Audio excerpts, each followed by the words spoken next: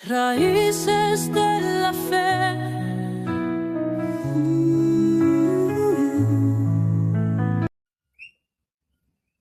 La blasfemia es el pecado que el Padre no perdona, según en el libro de Mateo, capítulo 26. Yo te quiero hacer una pregunta. ¿Qué es blasfemia para ti?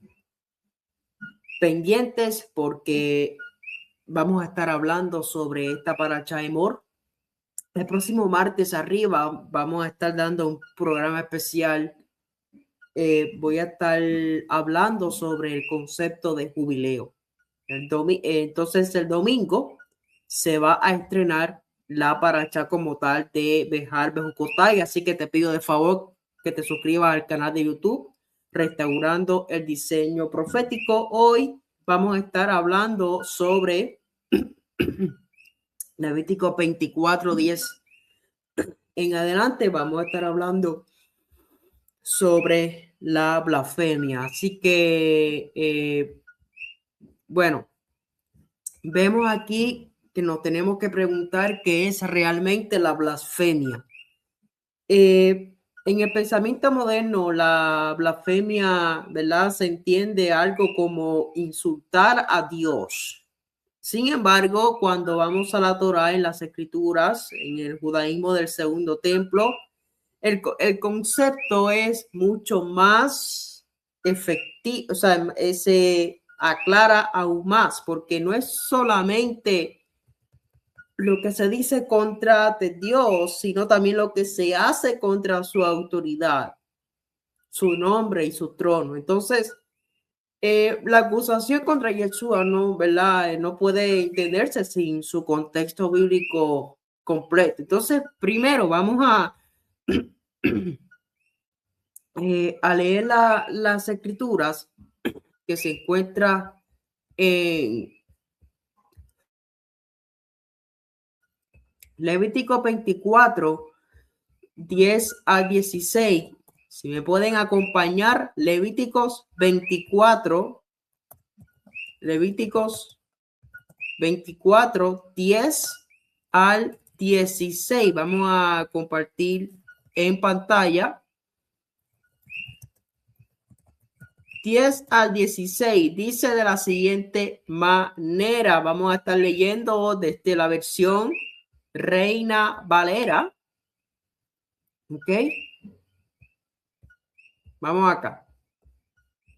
Dice, las escrituras se leen en el nombre de Yeshua. Amén. En aquel tiempo, el hijo de una mujer israelita, el cual era hijo de un egipcio, salió entre los hijos de Israel, y el hijo de la israelita y un hombre de Israel riñeron en el campamento. Y el hijo de la mujer israelita blasfemó el nombre y maldijo. Entonces lo llevaron a Moisés, y su madre se llamaba Salomit, hija de Dibri, de la tribu de Dan. Y lo pusieron en la cárcel hasta que les fuese declarado por la palabra de Adonai. Y Adonai habló a Moisés diciendo: saca al blasfemo fuera del campamento, y todos los que lo oyeron pongan sus manos sobre la cabeza de él y apedréelo. Toda la congregación. Y a los hijos de Israel hablarán diciendo: cualquiera que maldijere a su Elohim llevará su iniquidad, y el que blasfemare el nombre de Adonai ha de ser muerto. Toda la congregación lo apedreará, así el extranjero como el natural, si blasfemare el nombre, que muere. Así que lo que vemos aquí es algo interesante, y es que los elementos clave ocurren en el campamento, ¿verdad? El lugar de la presencia del Todopoderoso. El pecado aquí involucra el nombre Hashem, y se usa el verbo hebreo nakav, que viene siendo pronunciar, perforar el nombre, y kilel, maldecir o deshonrar. Entonces, tenemos que entender que el nombre, ¿verdad? No es solo una palabra, sino una representación de la presencia de la autoridad del Todopoderoso. Blasfemia en la Torá es profanar esa autoridad divina manifestada. Entonces tenemos aquí, en el judaísmo del segundo templo, la blasfemia se expande. O sea, ya no es solo decir algo contra Dios, sino que incluye reclamar autoridad divina, actuar como si uno fuera Dios, usurpar el juicio divino, deshonrar el orden del pacto. Y vemos entonces que se habla en los profetas. O sea, que la blasfemia deja de ser solo verbal. Y es interesante porque cuando vamos a Isaías 37, 23, ¿verdad? Vamos de nuevo a compartir. Isaías 37, 23.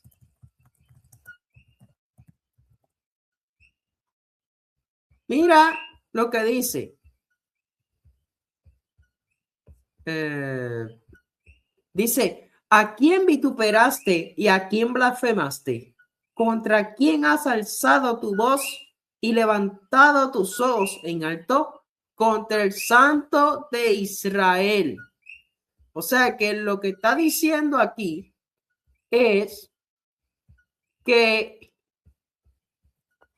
es prácticamente desafiar a Dios, desafiar a Hashem mediante el poder humano, atribuir soberanía a un imperio, en este caso a Siria, y ya viene siendo una usurpación de soberanía. Entonces tenemos aquí, ¿verdad?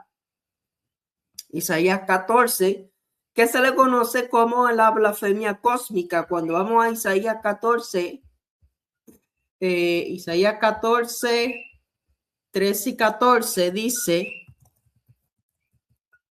aquí se habla, tú que decías en tu corazón subirá al cielo en lo alto. Junto a las estrellas te lo oí, levantaré mi trono y en el monte del testimonio me sentaré a los lados del norte. Sobre las alturas de las nubes subiré y seré semejante al Altísimo. O sea, es intentar ocupar el trono del Eterno, una autoexaltación divina. O sea, es el pecado de querer ser como Elohim. Cuando vamos a Génesis 3, cuando Adán y Eva fueron engañados por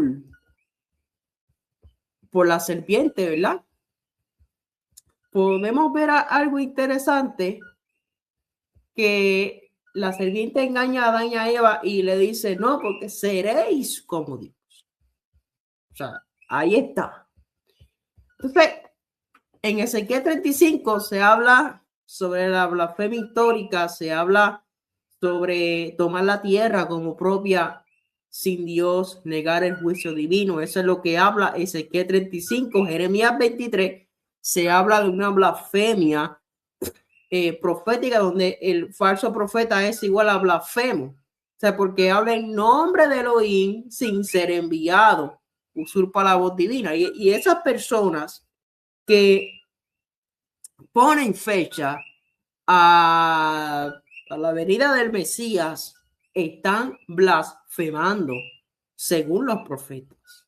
Yo le creo a mis profetas, Jeremías, Isaías, Ageo, o sea, todos los profetas, ¿verdad? Y claro, en este tiempo sí, creo en el ministerio profético, pero te tiene que llevar a la obediencia al Todopoderoso. Entonces, Daniel 7 se habla de una blasfemia escatológica donde aparece el punto más importante, que el Hijo del Hombre recibe dominio celestial, se le da gloria y reino eterno. Y este texto, ¿verdad?, define el límite entre lo humano, lo divino y lo escatológico. Entonces, vamos a leer Daniel 7, 13 y 14.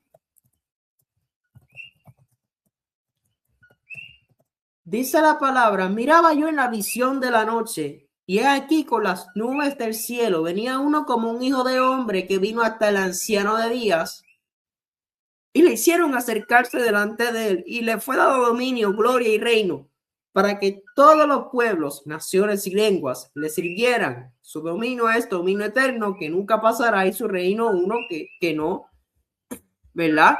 Que no será destruido. Entonces, pero tenemos que hacer esta pregunta: ¿por qué se le conoce como la blasfemia escatológica? Porque en estudios académicos sobre el segundo templo, ¿verdad? No porque Daniel 7 enseñe que el Hijo del Hombre sea blasfemo, no, sino porque ese texto define el punto donde la autoridad divina en el tiempo final parece ser compartida o delegada de una forma que roza lo que el judaísmo posterior consideraba el límite de la unicidad de Elohim. Ok. Vemos que un ser como Hijo de Hombre llega con la nube del cielo, es presentado ante el anciano de días, recibe dominio, gloria y reino eterno, su reino nunca será destruido. Entonces, aquí hay el problema teológico del segundo templo es que en el judaísmo del segundo templo había una convicción fuerte: solo Yahweh recibe dominio eterno, solo Yahweh gobierna con gloria absoluta, solo Yahweh es juez final del universo. Entonces, en el Salmo 103:19 dice: Yahweh estableció su trono en los cielos y su reino domina sobre todo. Entonces, ¿dónde surge la tensión? Daniel 7 describe algo sorprendente: un ser distinto del anciano de días. Recibe lo que normalmente solo Elohim tiene. Y estoy hablando desde la perspectiva del judaísmo. O sea, según el judaísmo, nosotros que creemos en el Mesías, ¿verdad? O sea, no es blasfemia, pero esas personas, ¿verdad? Que están esperando, que no recibieron al Mesías, pues tienen esa postura, ¿verdad? De que recibe lo que normalmente solo Dios tiene: dominio universal, gloria celestial, reino eterno. Entonces, ellos se preguntan: ¿cómo puede alguien recibir lo que pertenece solo a Dios sin afectar la unicidad divina? Entonces, ¿por qué se le llama blasfemia escatológica? El término no significa que Daniel 7 sea blasfemo, sino que en el pensamiento judío posterior o prácticamente moderno, es que la blasfemia no era solo insultar a Dios, también era usurpar su autoridad o trono. Pero cuando estudiamos estas cosas, vemos que Yeshua, ¿verdad? Va a tiene su trono en la tierra. Entonces, podemos ver aquí que hay un debate académico, estudiosos como Tyler, Paul Collins y otros señalan que Daniel 7, ¿verdad? No rompe el monoteísmo, pero redefine cómo Dios ejerce su soberanía al final de los tiempos. ¿Ve? Entonces, según la interpretación angelical o simbólica, el Hijo del Hombre representa a Israel o a los santos. Ya en esa interpretación 2 es más apocalíptica, es una figura celestial exaltada que participa del gobierno de Elohim. Entonces hay una conexión directa con el Mesías, porque Marcos 14:62, Yeshua dice: verán al Hijo del Hombre sentado a la diestra, o sea, viniendo en las nubes del cielo. Entonces, por eso es que nosotros, los que creemos en el Mesías, Daniel 7 se conecta con Hijo del Hombre con nubes, Salmo 110, sentado a la diestra de Dios. Por eso el sumo sacerdote reacciona con juicio de blasfemia, no porque niegue a Elohim, sino porque se coloca dentro del escenario exclusivo del gobierno divino escatológico. Porque cuando vamos a 1 Corintios 15, dice que el padre, Yeshua le entregara su trono al Padre. ¿Ve? Entonces Daniel 7, ¿verdad? No enseña blasfemia, sino que revela el punto donde la unicidad bíblica comienza a mostrar el misterio de la profundidad del gobierno divino en el fin de los tiempos. Entonces, tenemos acá algo interesante, y es que cuando vamos aquí en el segundo templo, que se habla de la blasfemia como usurpación del trono. Dame un momentito.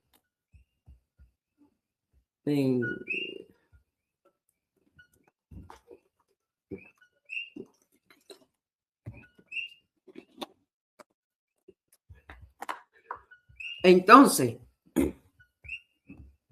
es bien interesante, ¿verdad? Porque como en libros como Primera de Enoc, Qumran, los textos apocalípticos, blasfemia es sentarse donde solo Elohim puede sentarse, o sea, juzgar como Elohim juzga, gobernar como Elohim gobierna, recibir adoración indebida. O sea, es como decir, es una competencia del trono divino. Entonces se habla también en el judaísmo rabínico, la Mishnah y el Talmud, que según en la Mishnah define blasfemia estricta como pronunciar el nombre de Dios con maldición. En el Talmud lo amplía arrogancia extrema, negación de Dios, idolatría, blasfemia estructural, falsa profecía, usurpación del nombre. ¿Ve? Entonces, hay dos tipos de blasfemia. Está la blasfemia verbal, que es insultar el nombre de Hashem, insultar el nombre del Todopoderoso, y está la blasfemia conceptual, que es usurpar esa autoridad divina, reclamar el trono, buscar como Dios y exaltarse como Dios. O sea, ya vemos aquí, ¿verdad?, que se habla de que Yeshua y la acusación de blasfemia, y nos tenemos que hacer esta pregunta: ¿por qué lo acusan? Porque en su ministerio, ¿verdad?, perdona pecados. Cuando vamos a Isaías 43:25, ¿verdad?, dice que solo Dios puede hacerlo. Pero vemos algo interesante, porque cuando nosotros vamos aquí a que Yeshua tiene la autoridad para perdonar pecados, y eso lo dice en Marcos 2, 5 al 10 y Lucas 5, 20 al 24. Entonces, ¿por qué reclaman a Yeshua blasfemo? Porque reclama el trono de Daniel 7. ¿Ves? Por eso es que los judíos no logran entender. Y no es que tengan razón, pero yo los entiendo a ellos, porque cuando vamos a la escritura, pues la palabra dice que solo Elohim perdona pecado. Y entonces vemos a Yeshua que reclama el trono de Daniel 7. Yo no estoy diciendo que yo creo en la postura del judaísmo moderno, pues yo creo en Yeshua, pero lo entiendo a ellos, aunque esté mal, pero yo lo que ellos están explicando a veces tiene lógica, pero tienen un velo, ¿ok? Eso es lo que quiero dejar en claro eso. Entonces, fíjate, Yeshua pues comienza para los fariseos, que lo llaman blasfemo, usa el Salmo 111, que dice: siéntate a mi diestra. Yeshua declara: hijo del hombre, sentado a la diestra, y diestra tiene que ver, la diestra no es literal, es como representa autoridad. Entonces, viniendo en las nubes, o sea, tiene un atributo divino, y esto en el contexto del segundo templo significa reclamar el escenario celestial de Elohim. Entonces, vemos que por qué el sumo sacerdote Caifás rasga sus vestiduras, porque según la tradición o el oír blasfemia se rasga las vestiduras según la Mishnah Sanedrin 7:5. Y él interpreta la declaración de Yeshua como una reclamación de identidad divina. Entonces, vemos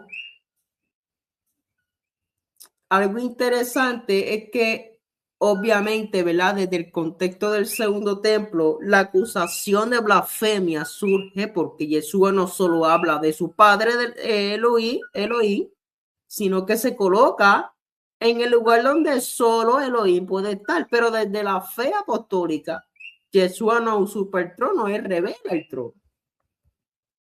Pero es bien interesante porque cuando nosotros vamos aquí prácticamente en lo que es a través de las escrituras.com, quiero leer aquí porque se habla también de Josefo.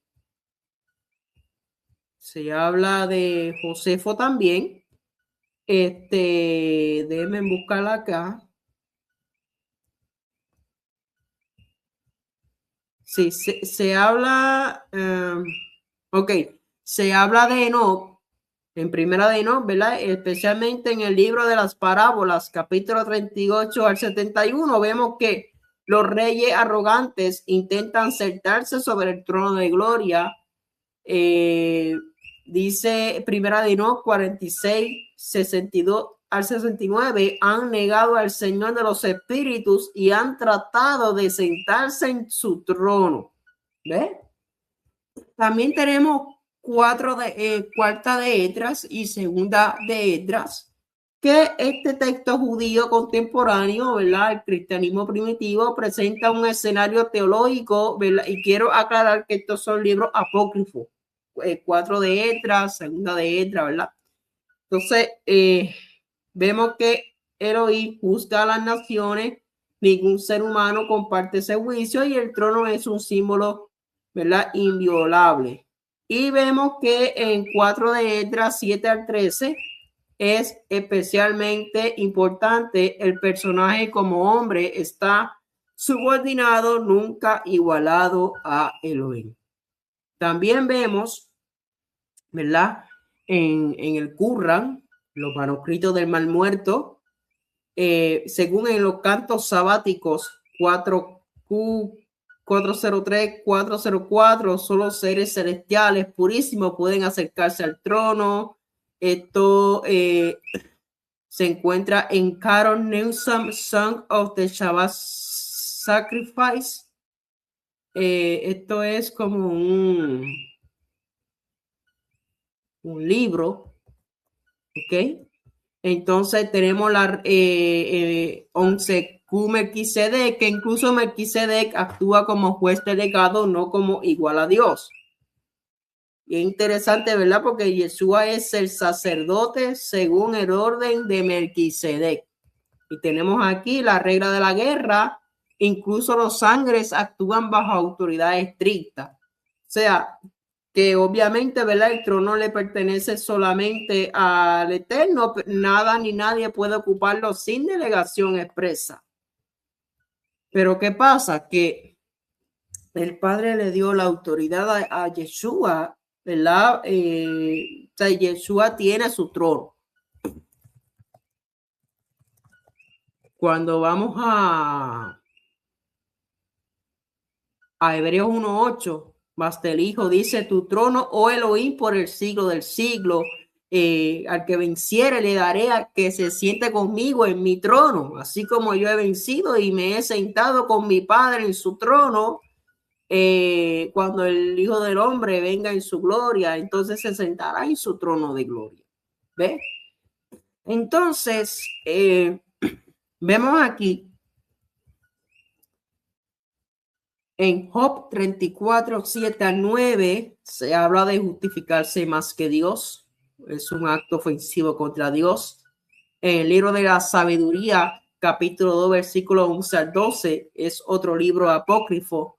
Declarar que la fuerza es el fundamento de la justicia, usurpa el papel de Dios como juez. Y Siracida 10, 12 al 13, la arrogancia es el comienzo del pecado. ¿Ven?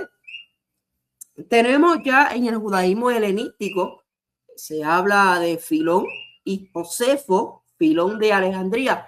Déjenme compartir aquí pantalla para que ustedes vean de que yo estoy hablando, ¿verdad? Para que busquen más información. No lo voy a leer todo porque sería, hay un montón, pero es a través de las escrituras.com, la acusación de blasfemia y la autocomprensión de Jesús. Así que Filón de Alejandría desarrolla una concepción muy estricta del monoteísmo, ¿verdad? Que dice que solo Dios tiene autoridad soberana, el logos, la palabra, actúa como intermediario y ningún ser humano puede atribuirse prerrogativas divinas, ¿verdad? Según Filón. Y Filón usa el término blasfemia para describir la arrogancia contra Dios, la autoexaltación indebida y la falsa atribución de autoridad divina. Se habla también acerca de Josefo. Vemos Herodes Agripa I, ¿verdad? Está aceptando adoración divina según antigüedad de los judíos. 342 al 352 vemos el intento de Calígula de colocar su estatua en el templo. Ahí les dejo entonces las evidencias. No sé si se puede ver bien, pero entonces vemos aquí la Mishnah y el Talmud, una cristalización legal del concepto.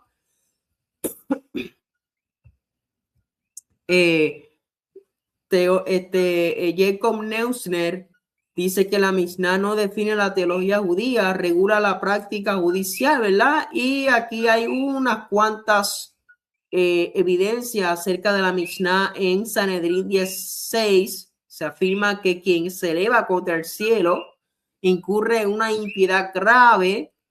La Sotá 4b, todo aquel que es arrogante es como si negara a Dios. Vemos en la idolatría, en el Talmud, que hay 3 pecados cardinales.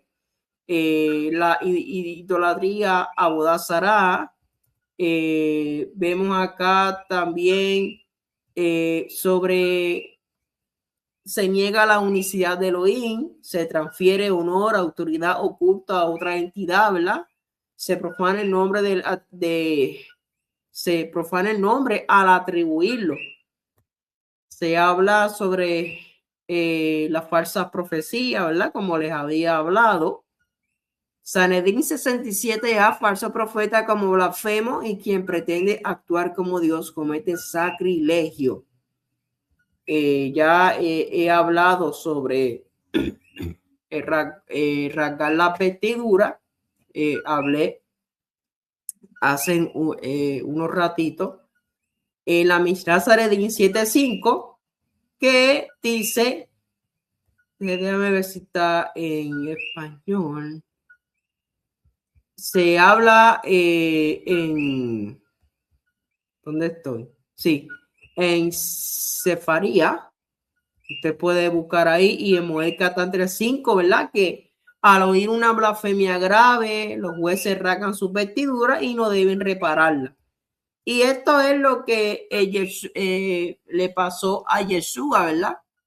Y según David Easton Breuer observa, el rascado de vestiduras indica que se ha percibido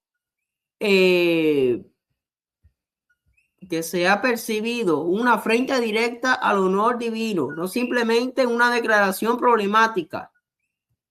Y aquí se habla ya entonces la blasfemia verbal, según Levítico Se habla en la Mishnah donde insultar o maldecir el nombre. Se habla de la blasfemia conceptual, que viene siendo del segundo templo, profeta Filón Josefo. Se habla entonces ya entonces pues esto es lo que realmente pude encontrar respecto a la blasfemia. Y para terminar, quiero citarle el diccionario bíblico que nos habla entonces de la blasfemia. Porque cuando nosotros estudiamos la Biblia Holman, miren, no me estoy viendo aquí. Disculpen que no me estaba viendo. Entonces, compartiendo pantalla, ya estoy cerrando. Pero aquí en Biblia Holman no es tan largo, pero es la palabra griega que significa hablar mal.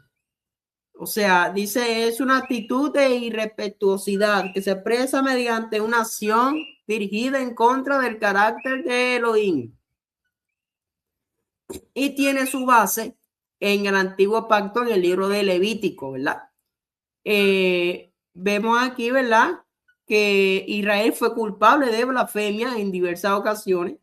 Se mencionan específicamente los casos del becerro de oro y la forma brusca de tratar a los profetas. Natán acusó a David de burlarse de los mandatos de Elohim y darles a los enemigos de Israel ocasión para blasfemar, o sea, malentender la naturaleza divina. Y vemos acá que se habla respecto a lo que es